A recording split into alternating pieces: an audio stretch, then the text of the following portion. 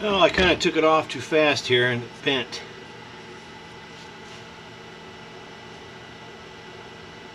So I'm working here on the infill. When I sped it up to around 700 millimeters a second at 50K, the infill was making these diagonal lines. What I did was I set up a profile for flow versus speed. So around from 0, or let's say from 1 millimeter a second up to probably around 70, I use about 0.45 with ABS. And what I found is when I go 700 millimeters a second or 600 or 500, I need to bump that up to close to 1.0. And that's what I did here. I set up a profile that would vary the extrusion multiplier based on speed. And now it seems to have cleaned up. So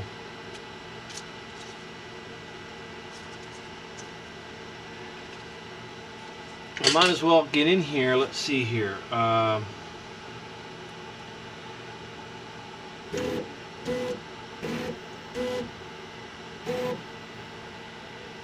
So what I've done is I added a heat sink here, and I did that because this tool plate, this doesn't have the chalice heat break. It's got a, I guess, a straight titanium break, something like that. And so this plate right here gets about 61C with no cooling at about 275. It also gets 61C at 240 degrees with no air blowing on this heat sink. So now that I've added this sink here, I'm at about 10 degrees less than ambient. I did some tests at 45 chamber, 50 chamber, and I was looking at roughly 49 on the base of this plate here. The extruder's nice and cool too. So we're taking some heat out of here. I don't have the full surface area here because this is a repurposed sink that I cut, and the height of this doesn't allow me to get one more fin. So if I want to add more surface area here, I'll have to make myself a custom heat sink there. So that seems to have taken care of that. I do have the 120 watt heater, but it can, without this sock on there, I cannot print at 275. It's not going to let me do it. It's gonna drop down below and it's going to fail.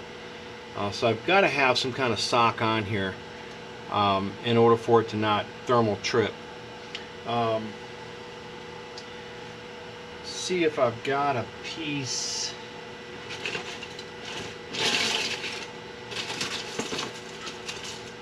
This is the sock material. This is just glass fiber on the inside here and silicone on the outside. You can buy these in different thicknesses, and this one slides over here and is pretty tight, doesn't move. It's a little loose up here because there's a hole here in that shroud, but this is not going anywhere. Worst part is the little pieces, they want to come out, but you mostly got to pull a lot of them out of the end here to get that off. So I'm still tuning to see what's kind of different compared to the Goliath, and we'll kind of go from there.